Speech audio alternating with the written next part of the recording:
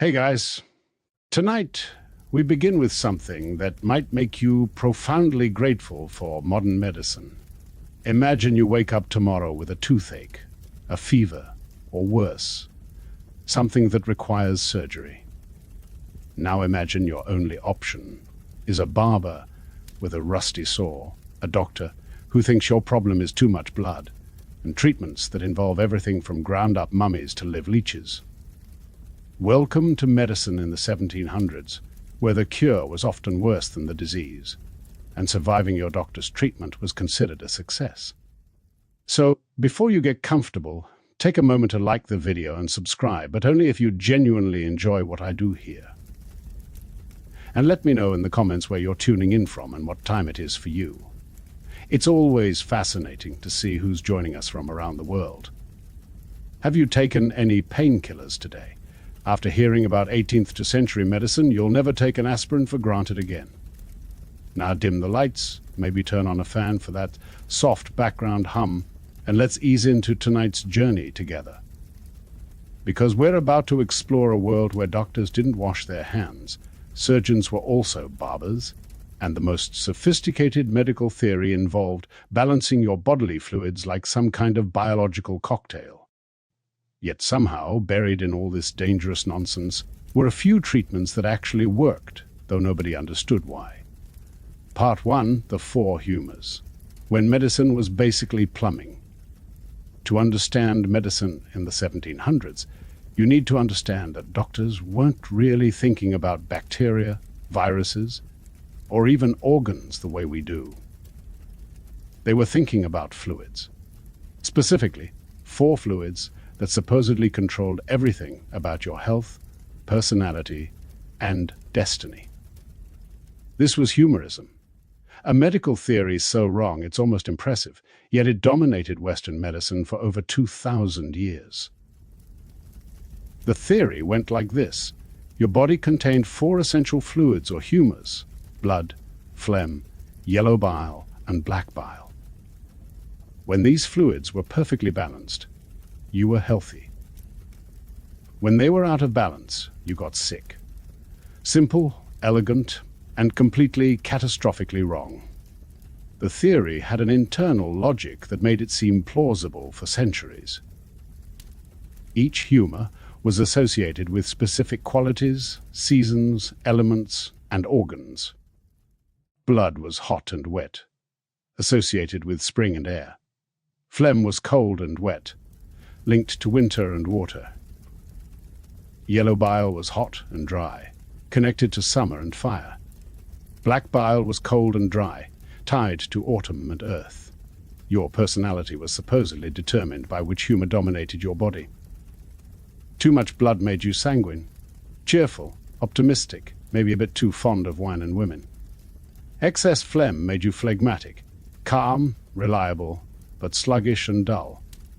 Too much yellow bile created a choleric temperament, ambitious, angry, prone to fits of rage, and an abundance of black bile made you melancholic, creative but depressed, the artistic temperament that spent too much time contemplating death. These weren't just medical categories. They shaped how people understood themselves and others. Shakespeare's characters are full of humoral references. Hamlet is clearly melancholic. Sir John Falstaff is sanguine to a fault. When someone was described as good-humored or ill-humored, it wasn't metaphorical. People literally believed their mood was determined by their fluid balance. Diagnosis in the 1700s was all about identifying which humor was out of balance. Doctors would examine your urine, not with tests, but by looking at its color and, horrifyingly, tasting it. They'd check your pulse, but not counting beats. They were feeling for qualities like bounding or thready that supposedly indicated different humoral imbalances. They'd examine your stool, your spit, your sweat, looking for signs of excess or deficiency in your four fluids. The treatments were where things got truly nightmarish. If you had too much of a humor, it needed to be removed. Too much blood. Time for bloodletting. Too much phlegm, here come the expectorants and emetics to make you cough and vomit. Too much yellow bile? Purging through diarrhea-inducing medicines. Too much black bile?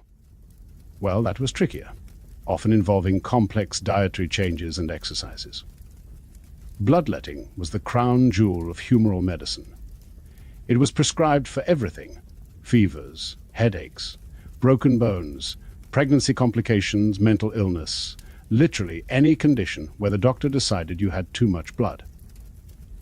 And since one of the signs of illness was often a flushed face or fever, which we now know is increased blood flow fighting infection, doctors frequently concluded that yes, the problem was definitely too much blood.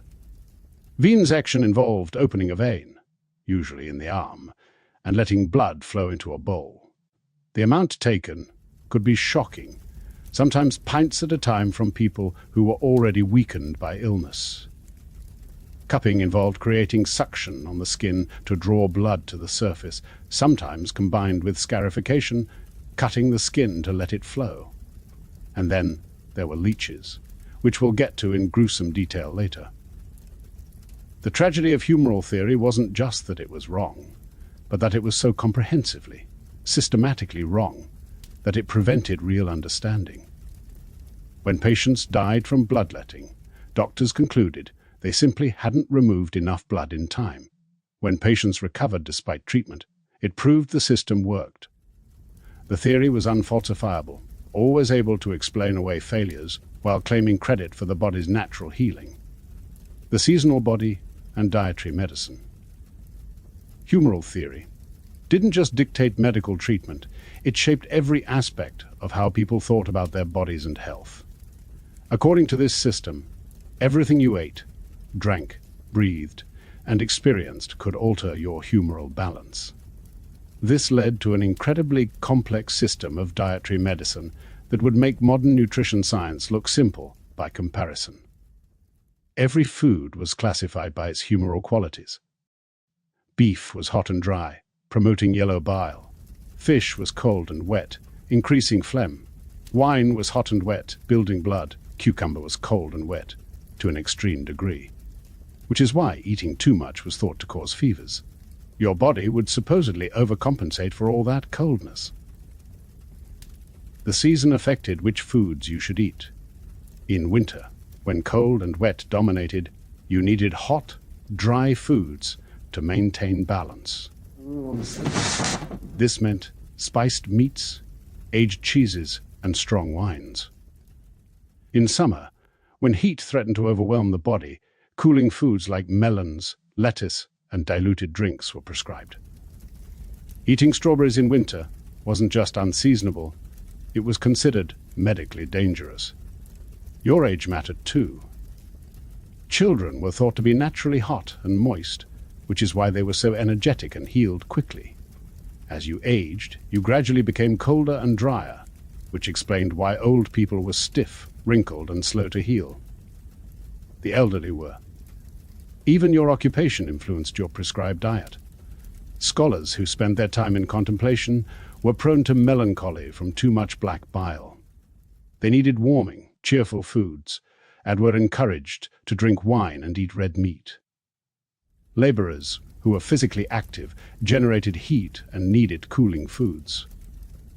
Prostitutes were thought to be dangerously hot and moist from their profession, and required extremely cooling, drying regimens. The complexity went even further. The method of cooking changed a food's humoral properties. Boiling added moisture, roasting added dryness. Frying in oil could add heat and moisture simultaneously. A single ingredient could have different effects, depending on preparation. Fresh cheese was cooling and moistening, but aged cheese was heating and drying. Spices were medicine. Pepper, ginger, cinnamon, and cloves were all heating and drying, used to treat cold, wet conditions like phlegmatic disorders. Vinegar was cooling and drying, used to combat hot, moist conditions. Sugar, interestingly, was considered a medicine rather than a food, thought to be perfectly balanced, and therefore suitable for almost any condition. The timing of meals was crucial. Breakfast should be light and warming to gently wake the body's heat. Dinner The main meal taken at midday, when the body's heat was strongest, could include heavier, harder-to-digest foods. Supper should be cooling and light to prepare for sleep. Eating the wrong foods at the wrong time could cause anything from nightmares to sudden death. Exercise was medicine too, but it had to match your humoral temperament. Sanguine people needed vigorous exercise to burn off excess blood. Phlegmatic people needed gentle warming exercises to mobilize their sluggish fluids. Melancholics should avoid excessive exercise, which would further dry their already dry, cold bodies. Even emotions were part of the medical system. Anger heated the body, potentially causing fevers if unchecked. Sadness cooled and dried, leading to melancholic diseases. Fear caused fluids to retreat inward, potentially causing blockages. Joy, in moderation, promoted healthy blood flow, but too much could overheat the heart. When you called for a doctor in the 1700s, you weren't getting someone in a white coat with a medical degree from a recognized university. You were getting a gentleman, probably wearing a powdered wig, fancy clothes, and carrying a gold-headed cane.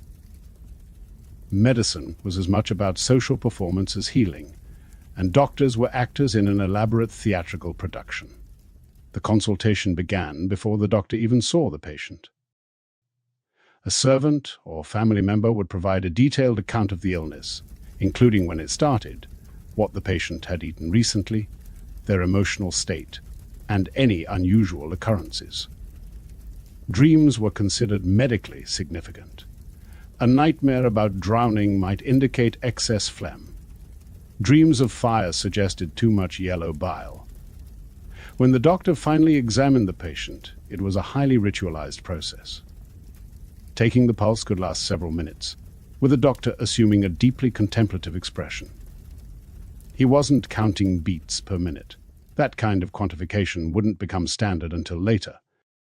Instead, he was feeling for subtle qualities that supposedly revealed the state of the humors.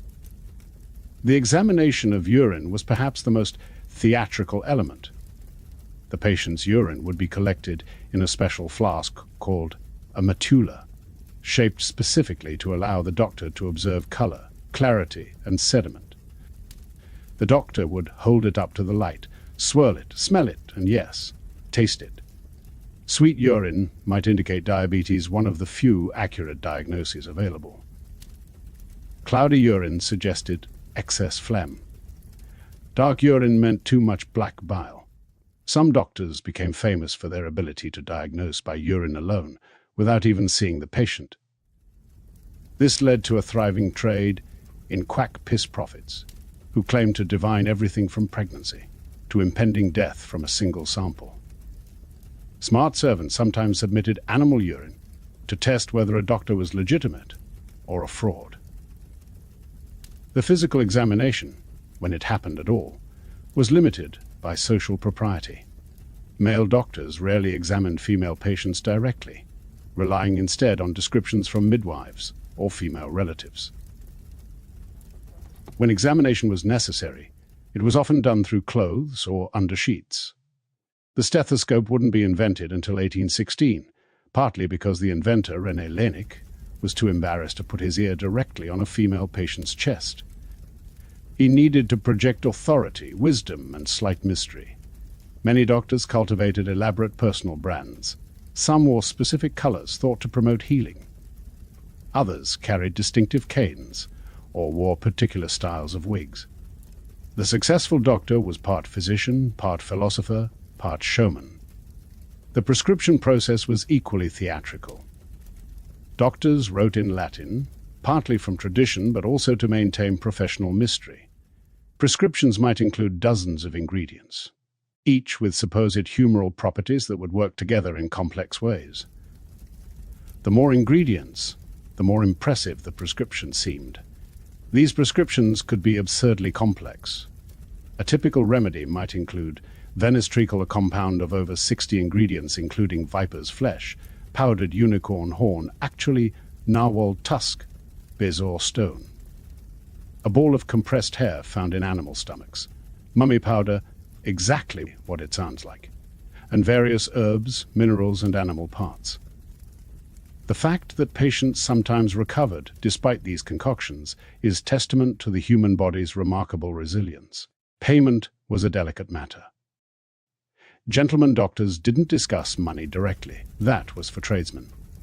Instead, grateful patients would leave an honorarium in an envelope, discreetly placed where the doctor would find it. The amount reflected both the patient's wealth and the perceived value of the treatment. Poor patients might pay in goods or services, or not at all if the doctor was feeling charitable. The barber-surgeon, your friendly neighborhood cutter. While physicians pontificated about humors and wrote Latin prescriptions, the actual cutting, pulling, and stitching of human bodies fell to an entirely different profession, the barber-surgeons. These men, and they were almost always men, occupied a strange middle ground between medicine and manual labor, between respectability and the grotesque necessity of dealing with blood, pus, and exposed organs. The connection between barbers and surgery seems bizarre today, but it made perfect sense in medieval and early modern Europe. Barbers had the sharp instruments, razors, scissors, and knives. They had steady hands from shaving customers. They were already comfortable with cutting things on the human body. And crucially, they were willing to get their hands dirty in ways that university-educated physicians considered beneath their dignity. In the front, customers got shaves and haircuts. In the back, the same practitioner might pull teeth, lance boils, amputate limbs, or remove bladder stones. The tools were often the same for both purposes, wiped clean, maybe between uses. The traditional barber pole tells the whole story. The red represented blood, the white represented bandages, and the pole itself represented the stick patients gripped during bloodletting. The spiral pattern showed how bandages were wrapped around wounds. It was advertising that literally said, "We cut hair and we cut veins." Training to become a barber surgeon was through apprenticeship, not university education. A young boy would be apprenticed around age 14, spending years learning to sharpen blades, prepare instruments, and hold down screaming patients. He'd start with simple tasks like applying leeches or binding wounds, gradually working up to tooth extraction and bloodletting. Only after years of training would he attempt complex procedures like amputation or stone removal. The guild system strictly regulated barber surgeons. In London, the worshipful company of barbers and the Guild of Surgeons merged in 1540, creating a powerful organization that controlled who could practice surgery in the city. Members had to pass examinations, follow strict rules about what procedures they could perform, and attend regular dissections of executed criminals to improve their anatomical knowledge. But the real education came from experience, and that experience was often horrific. Surgery in the 1700s was performed without anesthesia beyond alcohol, or, if you were lucky, opium. It was performed without antiseptic, in rooms that might have been used for cutting hair that morning. It was performed quickly, because the longer surgery took, the more likely the patient was to die from shock or blood loss. Speed was everything. A good barber surgeon could amputate a leg in under 3 minutes. The record for removing a bladder stone was reportedly 54 seconds. These weren't careful, precise operations. They were controlled butchery, racing against the patient's rapidly dropping blood pressure and rising shock. Lithotomy, the removal of bladder stones, involved the patient being held down by several strong men, while the surgeon cut into the perineum, the area between the genitals and anus, and fished around for the stone with metal instruments. The mortality rate was around 50%, but since bladder stones caused excruciating pain and eventual death, patients still submitted to the procedure. Tooth extraction was so violent it sometimes resulted in broken jaws. The barber surgeon would use instruments called pelicans or keys, which gripped the tooth and literally ripped it out by leverage. If the tooth broke, which was common, the roots had to be dug out with sharp picks. There was no filling of cavities. A bad tooth meant extraction, period. Amputation was the solution to everything from gangrene to complex fractures. The patient would be held or tied down, given alcohol or a leather strap to bite. and then the surgeon would cut through flesh with a knife and bone with a saw. The arteries would be tied off with silk thread or, more commonly, sealed with hot iron. The survival rate depended largely on how quickly the surgeon worked and whether infection set in afterward. The art of bloodletting, medicine's favorite mistake. No medical practice in the 1700s was more universal, more trusted, or more completely wrong than bloodletting. From the lowliest peasant to King Louis IV, everyone believed that removing blood from the body could cure disease.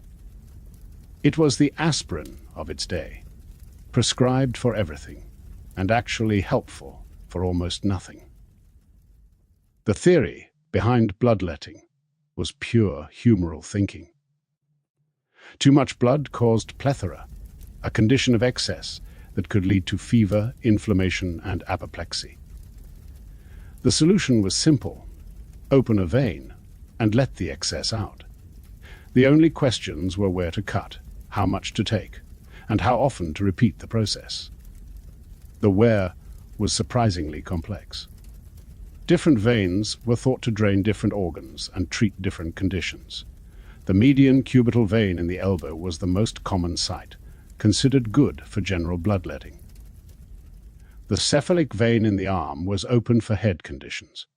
Veins in the feet were open for menstrual problems or issues with the lower body.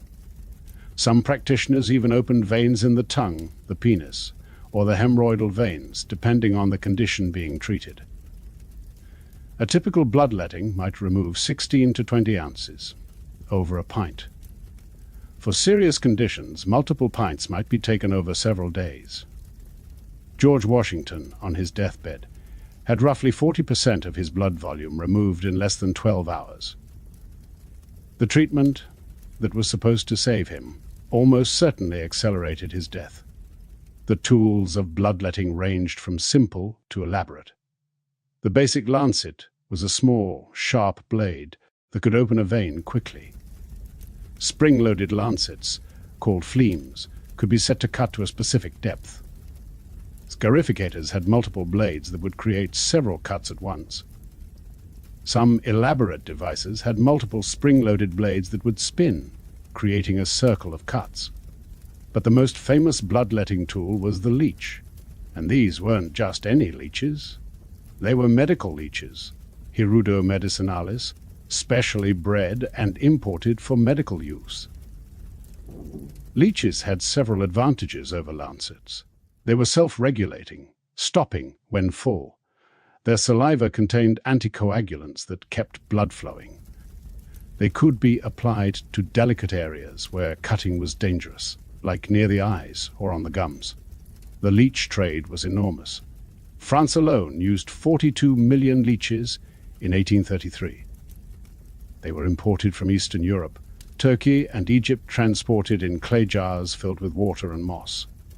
Pharmacies kept them in elaborate ceramic jars labeled with the conditions they treated. A well-stocked medical practice might have hundreds of leeches at any given time. Applying leeches was an art. The skin had to be cleaned and sometimes pricked to draw blood and attract the leech. The leech would be placed in a small glass tube to direct it to the exact spot. Once attached, it would feed for 20 to 45 minutes, swelling to several times its original size. After dropping off, the wound would continue bleeding for hours due to the anticoagulants, which was considered part of the treatment. Leeches were even used for cosmetic bloodletting. Women would apply them behind their ears to achieve a pale complexion, considered the height of beauty. Before important social events, a few leeches could provide the fashionable pallor that indicated refinement and delicate health. The business of bloodletting created an entire economy. Professional bleeders traveled between towns, offering their services at markets and fairs. Some specialized in particular techniques or treated specific conditions. There were leech collectors who waded through swamps, gathering wild leeches, leech dealers who imported and distributed them, and leech farmers who bred them in special ponds. If you think going to the dentist now is unpleasant, consider what it was like in the 1700s. There was no Novocaine, no high-speed drills, no X-rays, and perhaps most importantly, no real understanding of what caused tooth decay. Dental care was a combination of superstition, brutality, and the occasional accidentally effective treatment. The causes of tooth decay were completely misunderstood. Some believed teeth were attacked by toothworms, tiny creatures that bored holes in teeth and caused pain. Others thought decay was caused by humoral imbalances or evil spirits. The real cause, bacteria feeding on sugars and producing acid, wouldn't be understood for another century. Sugar consumption was skyrocketing in the 1700s, as colonial trade made it affordable to the middle classes. Tea and coffee, both heavily sweetened, became popular beverages. Candy and pastries became more common. The result was an epidemic of tooth decay, particularly among the wealthy who could afford these luxuries. Black teeth became so associated with wealth that some people actually painted their teeth black to appear rich. Dental hygiene existed but was primitive and often counterproductive. Tooth powders were made from abrasive substances like brick dust, crushed coral, or cuttlefish bone mixed with soap or salt. These could clean teeth, but also wore away enamel. Some recipes included acids like vinegar or lemon juice, which actually accelerated decay. The toothbrush was just being invented. Before the 1700s, people cleaned their teeth with cloth, sponges, or chew sticks. The first mass-produced toothbrush was made in 1780 by William Addis, who supposedly came up with the idea while in prison, using bone and pig bristles. Before this innovation, those who cleaned their teeth at all did so with fingers or cloth, dipped in abrasive powders. When prevention failed, which it usually did, treatment options were limited and terrible. For cavities, the only solution was extraction. There were no fillings, no root canals, no crowns. A tooth with a cavity was a tooth that would eventually be pulled. The patient would be seated in a regular chair, sometimes tied down, sometimes just held by strong assistants. The tooth drawer would use a variety of terrifying instruments. The pelican, named for its resemblance to the bird's beak, would grip the tooth and lever it out using the jaw as a fulcrum. This often resulted in broken teeth, fractured jaws, or damage to adjacent teeth. The dental key was another common instrument, working like a primitive corkscrew. It would be clamped onto the tooth and rotated, literally unscrewing the tooth from the jaw. The forces involved were tremendous, and it wasn't uncommon for pieces of jawbone to come away with the tooth. For those who could afford it, there were attempts at tooth replacement. Ivory dentures were carved from hippopotamus or elephant ivory, but they were uncomfortable, ill-fitting, and tended to rot. Human teeth were also used, either purchased from the poor or scavenged from battlefields and graveyards. Waterloo teeth, taken from dead soldiers after the famous battle, were particularly prized for their quality. Live tooth transplantation was actually attempted. A rich person with a missing tooth would pay a poor person for one of theirs. The poor person's tooth would be extracted and immediately implanted into the rich person's jaw. Occasionally this actually worked, at least temporarily, though the risk of disease transmission was enormous. Tooth drawers were often itinerant practitioners, traveling from town to town, setting up at markets and fairs.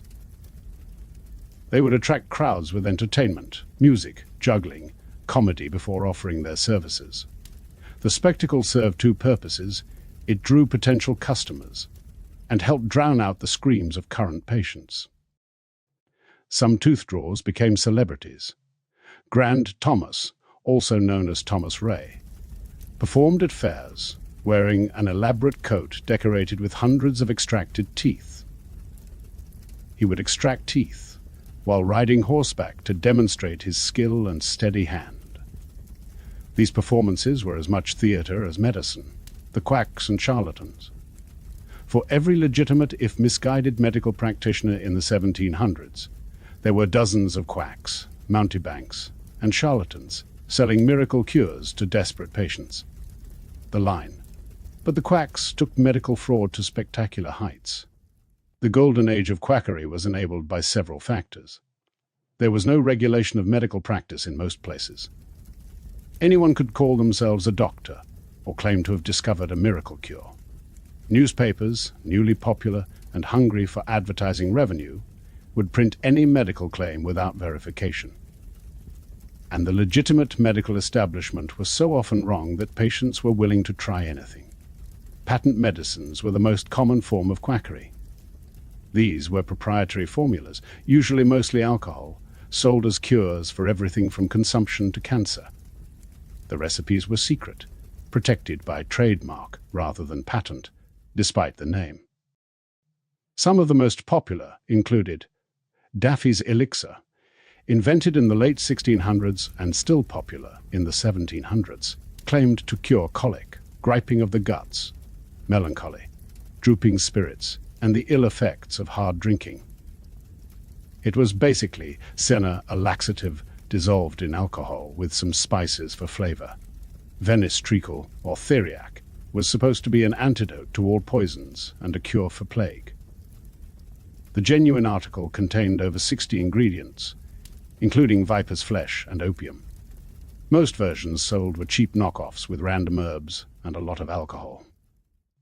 Dr. James's fever powder was actually antimony-based and genuinely reduced fevers, though it also caused violent vomiting and sometimes death from antimony poisoning. It remained popular for over a century, even killing the poet Oliver Goldsmith. The marketing of these medicines was revolutionary. Sellers used testimonials from supposedly cured patients, often completely fictional. They distributed pamphlets with dramatic stories of miraculous recoveries. They offered money-back guarantees, knowing that dead patients don't ask for refunds and embarrassed living ones rarely admit they were fooled. Some quacks specialized in particular conditions. Cancer quacks claimed to cure cancer with special salves that were actually corrosive substances that burned away tissue. The cure was the destroyed tissue falling off, leaving a horrible wound that sometimes got infected and killed the patient faster than the cancer would have. Consumption doctors said they could cure tuberculosis with special inhalations or dietary regimens. Mad doctors ran private asylums where they claimed to cure insanity, with treatments ranging from the merely useless to the actively cruel. The most successful quacks were brilliant showmen. They traveled with elaborate retinues, dressed in exotic costumes, and claimed fantastic origins for their knowledge. Dr. James Graham ran a temple of health in London, featuring an elaborate celestial bed that supposedly cured infertility through electricity and magnetism. It cost £50 a night, thousands in today's money, and was reportedly used by desperate aristocrats. Some quacks became incredibly wealthy. Joshua Ward, known as Spot Ward for a birthmark on his face, became rich selling his pill and drop, essentially random chemicals that caused violent purging. Despite having no medical training, he treated King George II and was granted the right to drive his carriage through St. James's Park. The harm done by quacks was immense but hard to quantify. People died from poisonous medicines, delayed seeking real treatment while trying useless cures, and spent fortunes on worthless treatments. But in an era when legitimate medicine was often equally dangerous and ineffective, it's hard to say quacks were necessarily worse than real doctors. Part 2. Forgotten medicines that actually worked. Hidden among the bloodletting, purging, and poisonous mercury treatments were a handful of remedies that actually worked. The practitioners who used them didn't understand why they worked. Germ theory, chemistry, and pharmacology were still in the future. But through centuries of trial and error, some genuinely effective treatments had been discovered. The most famous is willow bark, which contains salicin, a precursor to aspirin. For thousands of years, people had known that willow bark tea could reduce fever and pain. Hippocrates described it, medieval herbalists prescribed it, and by the 1700s it was a standard treatment for fever and rheumatism. In 1763, Reverend Edward Stone presented a paper to the Royal Society describing his successful treatment of 50 patients with willow bark. He believed in the doctrine of signatures, the idea that God placed cures near their causes. Since willows grew in damp places where fevers were common, he reasoned they must cure fevers. The real mechanism, salicin being metabolized into salicylic acid, which reduces inflammation and pain, wouldn't be understood for another century. Foxglove, the source of digitalis, was another accidentally effective treatment. William Withering, a physician and botanist, learned about it from a folk healer in 1775. She used it to treat dropsy edema from heart failure, and Withering spent 10 years carefully documenting its effects. He didn't understand that it strengthened heart contractions, but he observed that it helped certain patients with swelling and breathing problems. Cinchona bark, containing quinine, was brought from South America and became the standard treatment for malaria. Called Jesuit's bark, or Peruvian bark, it was one of the few specific cures available in the 1700s. Physicians didn't know what malaria was. They called it ague, or intermittent fever, and blamed it on bad air malaria. But they knew cinchona bark could cure it. The use of cinchona was controversial. Protestant countries were suspicious of a Jesuit remedy. Some physicians opposed it because it didn't fit humoral theory. How could a single substance cure a disease without purging, bleeding, or rebalancing the humors? But it worked so well that it gradually overcame resistance. Opium was perhaps the most effective medicine available in the 1700s, and unlike today, it was completely unregulated. Laudanum, a tincture of opium in alcohol, was prescribed for everything from pain to diarrhea to insomnia to crying babies. It was sold without prescription and used liberally by all social classes.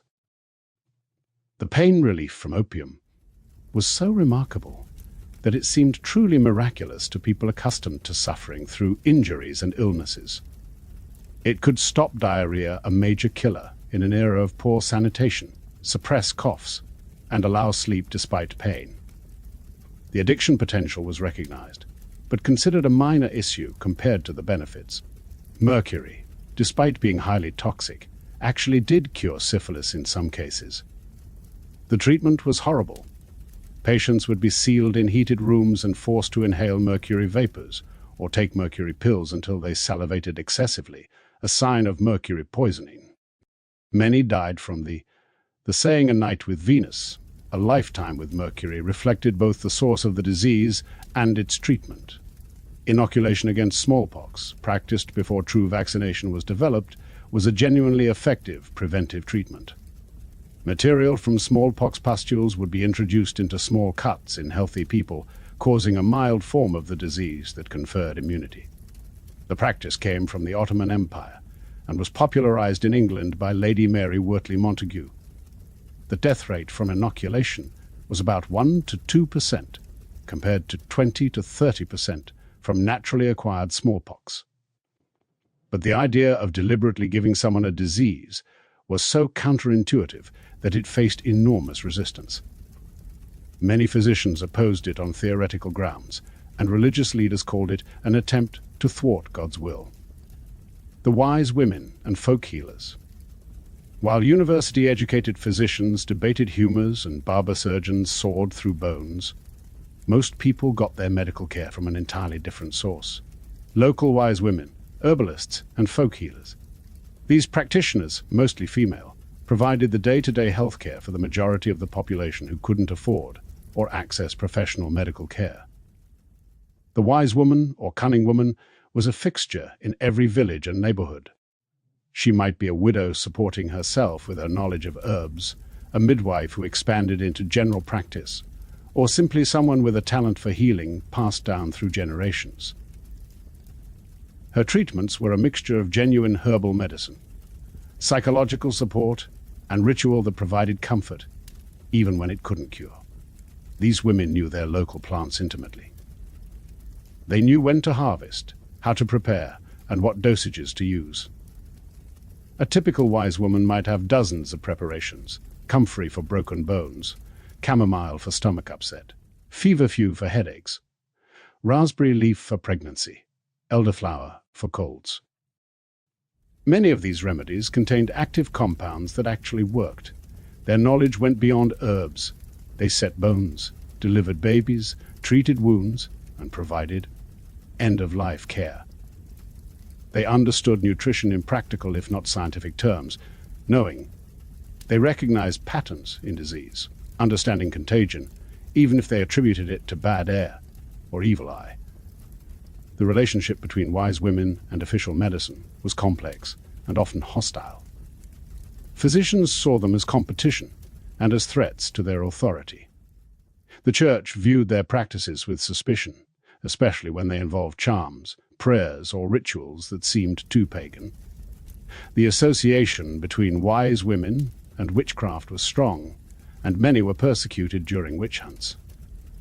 Yet these women provided essential services that the official medical establishment couldn't or wouldn't provide. They treated the poor for little or no payment. They dealt with women's problems that male physicians considered beneath their dignity. They provided contraception and abortion services, though at great legal and social risk.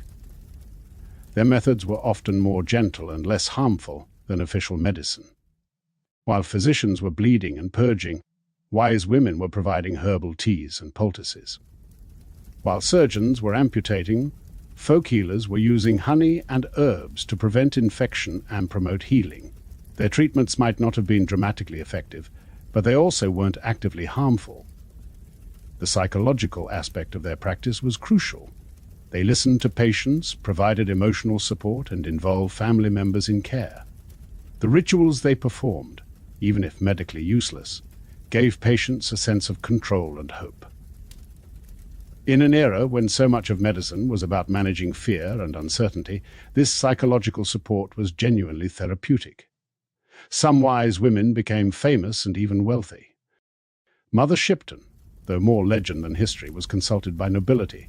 Sarah Gamp, immortalized by Dickens, represents the type of nurse midwife who provided care to the urban poor. These women occupied a strange social position, needed and respected for their skills, but vulnerable to accusations of impropriety or witchcraft. The birthing chamber, life, death, and superstition. Childbirth in the 1700s was simultaneously a celebration of life and a confrontation with death. The statistics were terrifying. Roughly 1 in 30 births resulted in the mother's death, and every pregnancy was potentially fatal, every birth a dice roll with death. The birthing chamber was an exclusively female space. Men, including physicians, were generally banned unless complications arose that required surgical intervention. The midwife ruled this domain, assisted by female relatives and neighbors who formed a supportive network called gossips, from godsibs or godparents. Midwives ranged from highly skilled professionals to dangerous incompetents. The best had years of training through apprenticeship, deep knowledge of herbs and techniques, and the manual skills to handle difficult presentations. They understood the stages of labor, could turn breech babies, and knew when to call for help.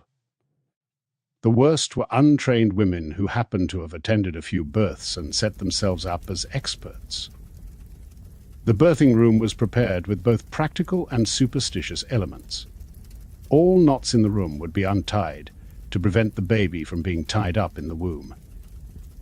Doors and windows might be opened to ease the passage.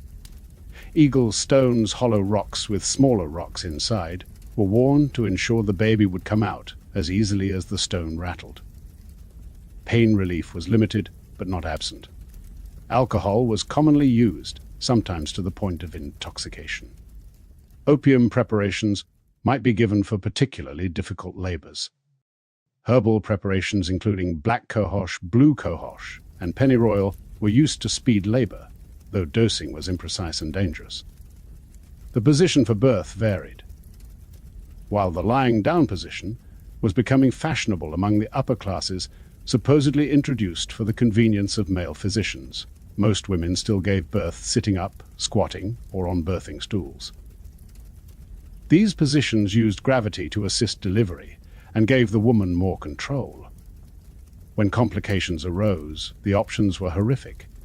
If the baby was stuck, instruments called destructive instruments might be used to crush the skull and remove the dead baby in pieces to save the mother. Caesarean sections were almost always fatal to the mother and were only performed when she was dead or dying to save the baby. Infection was the great killer. Childbed fever, puerperal sepsis, could strike days after an apparently successful delivery.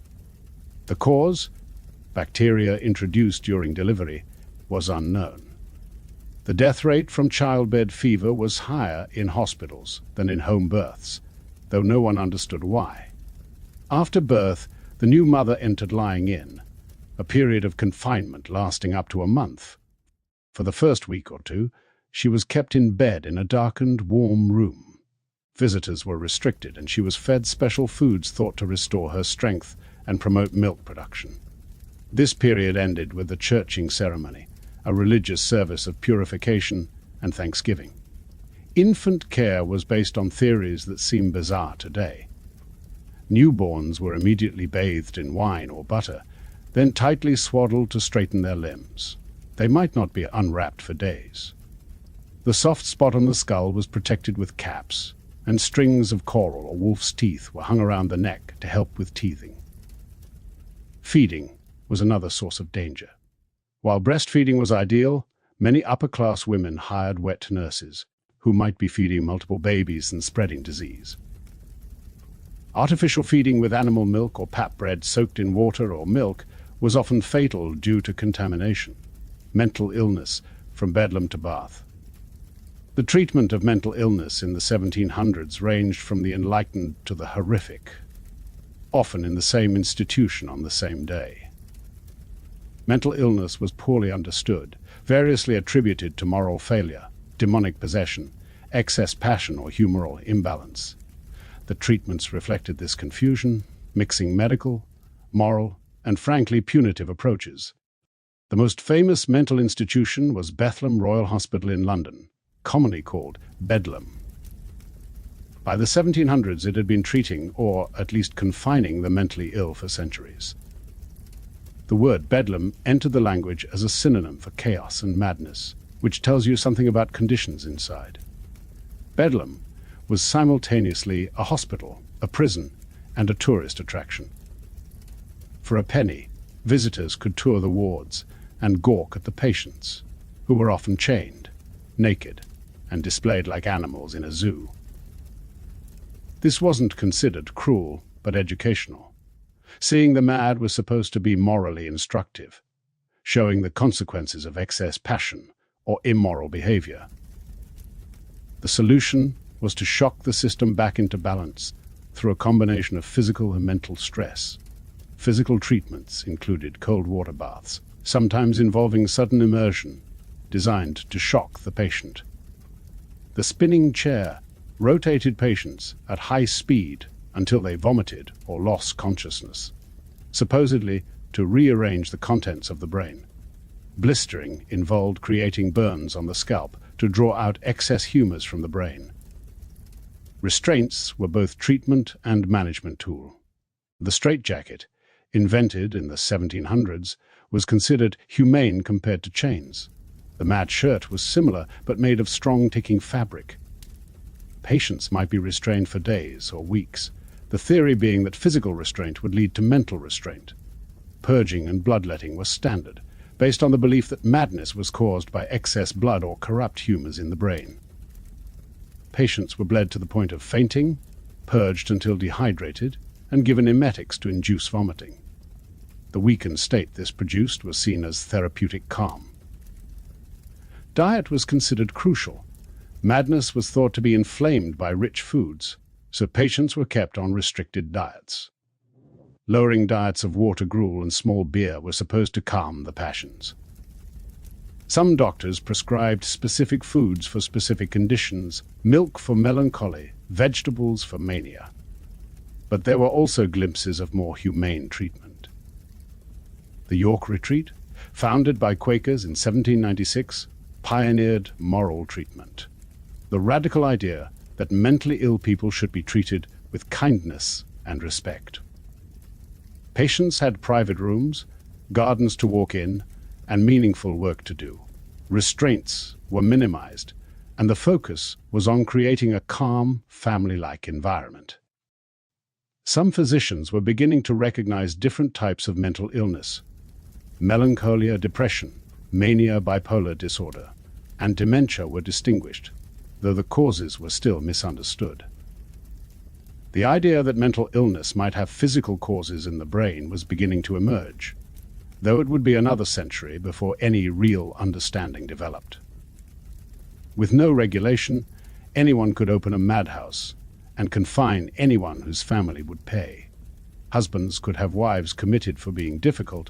Families could lock away members who embarrassed them. The plague of treatments, venereal disease. Sexually transmitted diseases were epidemic in the 1700s, and their treatment represents some of the most extreme medical practices of the era. Syphilis, gonorrhea, and other venereal diseases were common across all social classes, though the shame associated with them meant many cases went untreated or were treated in secret. Syphilis, called the Great Pox to distinguish it from smallpox, was the most feared. It progressed through stages: initial sores, then rashes and fever, then years of apparent health before the tertiary stage brought madness, paralysis, and death. The connection between the stages wasn't fully understood, and many people didn't realize their later symptoms were related to an infection from years before. The standard treatment was mercury, administered in various horrifying ways. Mercury pills were swallowed. Mercury ointments were rubbed on the skin, and in extreme cases, patients were fumigated with mercury vapor. The treatment was almost as bad as the disease, causing tooth loss, kidney failure, and severe neurological damage. Treatment typically involved salivation, giving enough mercury to cause excessive drooling, which was thought to expel the disease. Patients would produce quarts of saliva daily. Their gums would swell and bleed, their teeth would loosen and fall out. The smell was reportedly unbearable. Treatment could last months, and many patients died from mercury poisoning rather than syphilis. The social consequences were severe. Mercury treatment was impossible to hide. The smell, the constant drooling, the tooth loss all marked someone as having venereal disease. Many people chose to suffer in secret rather than face social ruin. Others turned to quacks who promised discreet, painless cures. These were agonizingly painful and often caused strictures that made urination difficult or impossible. The treatment was often worse than the disease, which in many cases would have resolved on its own. For women, the situation was even worse. Venereal disease was seen as proof of immorality, and infected women were often turned out of their homes or employment. Treatments were brutal. Vaginal fumigations with mercury, caustic douches, and even cauterization of genital sores with hot irons. Lock hospitals, specialized institutions for treating venereal disease, were established in major cities. These were essentially prisons where infected prostitutes were confined and subjected to mercury treatments. Conditions were harsh, combining medical treatment with moral reformation through hard labor and religious instruction. The military had particular problems with venereal disease. Soldiers and sailors had high infection rates, and treating them was expensive and time-consuming. Some regiments forcibly inspected soldiers and confined infected men to prevent spread. The British Navy experimented with various preventive measures, including issuing soldiers with urethral syringes for postcoital irrigation. The operating theatre, surgery as spectacle. Surgery in the 1700s was a public performance.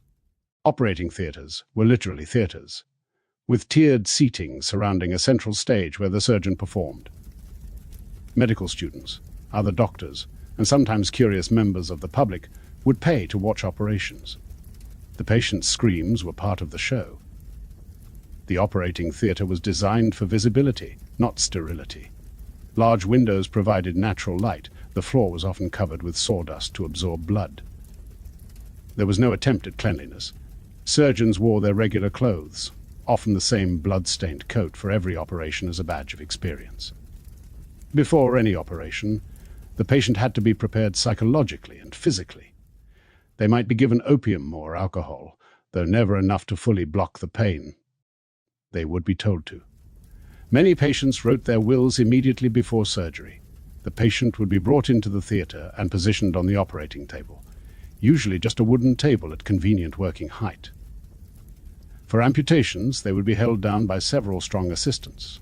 The surgeon would often give a brief lecture to the audience, explaining the procedure and the reasoning behind it. Speed was everything. The surgeon Robert Liston was famous for being able to amputate a leg in 2.5 minutes. In one legendary case, he was so fast and forceful that he accidentally amputated his assistant's fingers and slashed a spectator's coat. The patient and assistant both died of infection, and the spectator died of shock, making it the only operation with a 300% mortality rate. The actual cutting was brutal but precise. For an amputation, the surgeon would use a tourniquet to control bleeding, cut through the flesh with a knife, pull back the muscles, saw through the bone, and then tie off the arteries. All while the patient screamed and thrashed. The sound of sawing through bone was said to be the worst part for spectators. After the operation, the wound would be dressed with lint and bandages. There was no understanding of infection, so instruments weren't sterilized, bandages weren't clean, and the surgeon didn't wash his hands. Post-operative infection was the rule rather than the exception. Survival often depended more on the patient's constitution than the surgeon's skill. Some operations were particularly dreaded. Lithotomy, removal of bladder stones, required cutting into the perineum while the patient was held in position with their knees to their chest. The surgeon would insert a finger into the rectum to push the stone forward while cutting from below. The operation took about 5 minutes, and the screaming could be heard throughout the hospital. Breast cancer surgery was performed without any understanding of cancer biology. The entire breast would be removed, along with chest muscles and lymph nodes, using just a knife and the surgeon's hands to tear tissue away. The operation was so brutal that many women chose death over surgery. For the wealthy, this might be an elaborate medicine chest with dozens of preparations. For the poor, it might be a few herbs hanging from the rafters. But everyone had something, because professional medical help was expensive, often far away, and frequently no more effective than home remedies. A typical middle-class medicine chest would contain both prepared medicines and raw ingredients. Common items included laudanum for pain and sleep. Every household had it, used it liberally, and many people were quietly addicted to it. It was given to babies for teething, women for hysteria, and anyone for any kind of pain. Ipecacuanha for inducing vomiting. If someone was poisoned or had eaten something bad, making them vomit was the first response. Every home had an emetic of some kind. Calomel mercury chloride was the universal purge, used for everything from constipation to yellow fever. Families went through pounds of it, slowly poisoning themselves with mercury. Bark cinchona for fevers. Even families who couldn't afford much would try to keep some bark on hand for fever, especially in areas where malaria was common. Hartshorn, ammonia for fainting. Ladies carried smelling salts everywhere, and swooning was so common that reviving someone from a faint was a basic social skill. The medicine chest would also contain tools, lancets for bloodletting, syringes for enemas called clisters, scales for measuring medicines, and mortars and pestles for grinding ingredients. Some families had scarificators for bloodletting, or even domestic electrical machines for administering therapeutic shocks. Preparation of medicines was usually women's work. The lady of the house would know how to make common preparations, how to brew willow bark tea, prepare a mustard plaster, or mix a dose of calomel. Recipe books were passed down through families, mixing cooking recipes with medical preparations. Most households grew medicinal herbs, feverfew for headaches, chamomile for stomach problems, comfrey for wounds. Knowing which plants to grow, when to harvest them, and how to prepare them was essential household knowledge. Storage was crucial and difficult. Many medicines lost potency over time, and there was no refrigeration. Tinctures in alcohol lasted longest. Dried herbs had to be protected from moisture and insects. Pills and powders were kept in sealed containers, though they often degraded anyway. The economics of illness. Being sick in the 1700s was expensive, and the cost went far beyond doctors' fees. Illness could financially destroy a family, and the fear of medical expenses shaped how people approached health and treatment. A physician's visit cost between 5 shillings and a guinea 21 shillings, depending on the doctor's reputation and the patient's perceived ability to pay. For a labourer, earning 10 shillings a week, a single consultation could cost a week's wages. House calls cost extra, and doctors expected to be paid immediately or have credit guaranteed by someone respectable. Surgery was even more expensive. A simple amputation might cost 5 guineas, while complex operations could cost 20 guineas or more. This didn't include aftercare, medicines, or nursing. Many surgeons required payment in advance, knowing that patients often died before they could pay.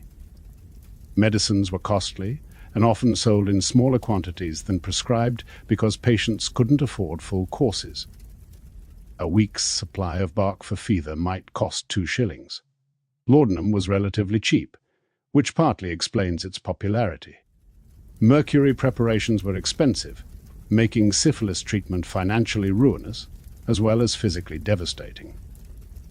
Hospital care, where available, was theoretically free for the deserving poor, but getting admitted required connections and testimonials from respectable citizens. Even free hospitals. The indirect costs were often worse than medical fees. Illness meant lost wages, and in an era without sick pay or insurance, this could quickly lead to destitution. A breadwinner's illness could force children into work or wives into prostitution. Chronic illness meant chronic poverty. Medical debt was a major cause of imprisonment. Doctors could have non-paying patients arrested and held in debtor's prison until family or friends paid. Some doctors were notorious for aggressive debt collection, seizing property or forcing families to sign bonds for future payment. This created a vicious cycle. People delayed seeking treatment because they couldn't afford it, making conditions worse and more expensive to treat. They turned to quacks, who offered payment plans or cheaper alternatives. They borrowed from moneylenders at extortionate rates, trading future poverty for present treatment. The death business. Death in the 1700s was big business, and the industries surrounding it reveal much about both medical practice and social values of the time. From the moment someone fell seriously ill, a complex economy of death services kicked into gear. The death watch was often the first expense. Nurses, usually women, would be hired to sit with dying patients, providing basic care and ensuring someone was present at the moment of death. These watchers charged by the day and were notorious for helping themselves to the patient's belongings, or hastening death if the watch went on too long. Once death occurred, the body had to be prepared quickly. Without refrigeration, decomposition was rapid, especially in summer. Professional layers out of the dead would wash the body, close the eyes and mouth, straighten the limbs, and dress the corpse in a shroud or burial clothes. This service was essential but expensive, costing several shillings. The funeral industry was elaborate and highly stratified by class. A pauper's funeral might involve a reused parish coffin and burial in an unmarked communal grave. A middle class. An aristocratic funeral could cost hundreds of pounds and involve elaborate processions, multiple carriages, hired mourners, and extensive decoration. Mourning clothes were a major expense. Widows were expected to wear full mourning, completely black clothing for a year, and second mourning black with white trim for another year. This meant either buying new clothes or having existing clothes dyed, both expensive options. There was a thriving trade in rented mourning clothes for those who couldn't afford to buy. Burial space was increasingly expensive and contentious. Urban churchyards were overcrowded, with bodies buried in shallow graves and disturbed when space was needed for new burials. The wealthy paid for vault burial or brick-lined graves. The poor were buried in shifts, their bones later removed to charnel houses to make room for new corpses. Body snatching became a serious problem, as medical schools needed corpses for anatomy lessons. Resurrection men would steal recently buried bodies and sell them to anatomists. Families who could afford it hired guards for graveyards or installed iron cages called mort safes over graves until the body had decomposed enough to be useless for dissection. The medicalization of death was beginning. Doctors increasingly attended deathbeds, though there was little they could do except provide opium for pain and prognosticate about time remaining. The ability to predict death accurately became a valued medical skill, allowing families to prepare spiritually and financially. Conclusion: the medical revolution that wasn't. As the 1700s drew to a close, medicine stood on the brink of revolutionary change, though few could see it coming. The century had seen some progress. Hospitals were being built, surgical techniques were improving, and a few effective drugs had been identified. But the fundamental understanding of disease remained mired in ancient theory and dangerous practice. The Enlightenment had brought a more systematic approach to medicine. Doctors were beginning to classify diseases more carefully, keep better records, and conduct primitive clinical trials. The Royal Society and similar organizations were publishing medical observations. But for the average person seeking medical care in 1799, things weren't much better than they had been in 1700. Bloodletting was still universal. Mercury was still the treatment for syphilis. Surgery was still performed without anesthesia or antisepsis. Childbirth was still potentially fatal. Mental illness was still treated with chains and cold water. The real medical revolution wouldn't come until the 19th century. Germ theory would reveal the true cause of disease. Anesthesia would make surgery bearable. Antisepsis would prevent post-operative infection. Scientific method would separate effective treatments from dangerous traditions. But in the 1700s, these advances were still in the future. What the 18th century did contribute was doubt. More and more practitioners were questioning ancient authorities. The failure of traditional medicine to prevent or cure epidemic diseases was becoming impossible to ignore. The success of a few empirical treatments like willow bark and cinchona showed that observation might be more valuable than theory. The period also saw the beginning of medical statistics. John Snow wouldn't map cholera deaths until the 1850s, but 18th century doctors were starting to count and compare. Bills of mortality were published, showing patterns in death rates. Hospitals began keeping records of outcomes. The idea that medicine could be studied scientifically was taking root.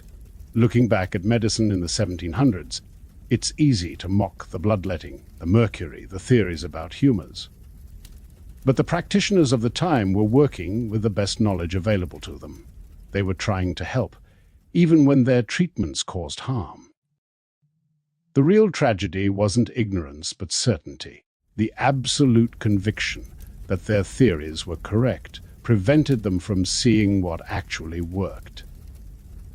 The patients of the 1700s suffered enormously from both disease and treatment. They endured pain we can barely imagine, submitted to treatments that were torture, and died from conditions we now cure with antibiotics. But they also showed remarkable resilience. finding ways to survive and even thrive despite medical care that was often worse than no care at all. The wise women with their herbs, the surgeons with their speed, the physicians with their theories, the quacks with their promises, all were part of a medical world in transition. The old. It was a time of both progress and peril, of genuine discovery and dangerous delusion. Today, when we complain about waiting rooms or insurance paperwork, it's worth remembering the operating theatre without anesthesia, the tooth drawer with his pelican, the physician tasting urine for diagnosis. Modern medicine has its problems, but at least when we go to the doctor, we can be reasonably confident that the treatment won't involve being bled to unconsciousness or purged with mercury. The ghost of 18th century medicine still haunts us in unexpected ways. The placebo effect that made useless treatments seem effective still influences drug trials. The authority of the physician that once made bloodletting acceptable still shapes doctor-patient relationships. The desperation that drove people to quacks still drives people to alternative medicine. But perhaps the most important legacy of 1700s medicine is humility. It reminds us that what seems like established medical fact today might be tomorrow's dangerous delusion. It shows us that progress in medicine isn't inevitable but hard-won through observation, experimentation, and the willingness to abandon cherished theories when they don't match reality. The story of medicine in the 1700s is ultimately a human story, of suffering and hope, of dedicated healers and dangerous charlatans, of slowly growing knowledge and stubbornly persistent ignorance. It's a reminder that medical progress is measured not just in scientific advances, but in reduced suffering, that the true test of medicine isn't theoretical elegance, but practical results. As we benefit from modern medicine's miracles, antibiotics, anesthesia, antisepsis, we should remember those who suffered through medicine's dark age. Every vaccine we receive, every successful surgery, every effective medication is built on the foundation of centuries of trial, error, and gradual enlightenment. The bloodletters and purgers of the 1700s were wrong, but they were part of the long, painful journey toward getting it right. The next time you take an aspirin, remember the willow bark tea that came before it. When you have surgery with anesthesia, think of those who endured the knife while fully conscious. When you visit a dentist with Novocaine and modern tools, spare a thought for those who faced the tooth drawer's key. We stand on the shoulders of giants, but also on the suffering of countless patients who endured medicine's barbaric past so that we might have its miraculous present.